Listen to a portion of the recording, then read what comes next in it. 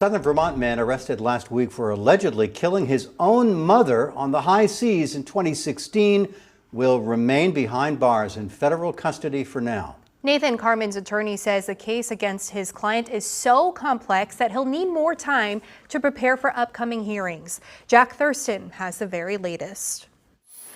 It's the kind of case that movies are made about. Jessica Brown, a former federal public defender and current professor at Vermont Law School, is talking about the accusations against Nathan Carman. Not guilty. He's suspected of killing his grandfather in Connecticut in 2013 and his mother in 2016 at sea off the coast of Rhode Island. Her body has never been found. This one is going to take a while, I imagine. Brown expects the case will take a long time to work its way through court because of how many dense documents are likely in each of the 7 fraud counts against Carman, who allegedly killed for cash from his grandpa's real estate fortune.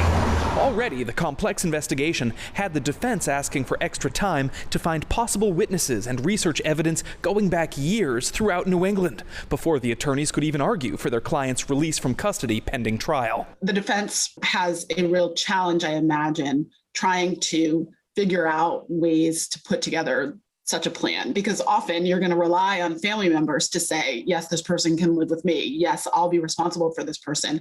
And I would imagine that that's a real challenge for the defense in this case. Prosecutors insist Carman is just too dangerous to release, warning of potential psychotic disorders and a history of hostility and aggression. He may have, personality disorders that don't give him the ability to feel the types of emotions that you or I may have. Penny Stuhl is a criminologist at Norwich University who studies people who kill their parents or close relatives, explaining that kind of violence often stems from someone desperate to escape prolonged abuse. So she sees the allegation that Carman murdered to get his hands on inheritance money, which he has pled not guilty to, as unusual. These are rare events, but they do happen. Killing out of greed is probably among the least or less common motivations when we do see a child kill family members.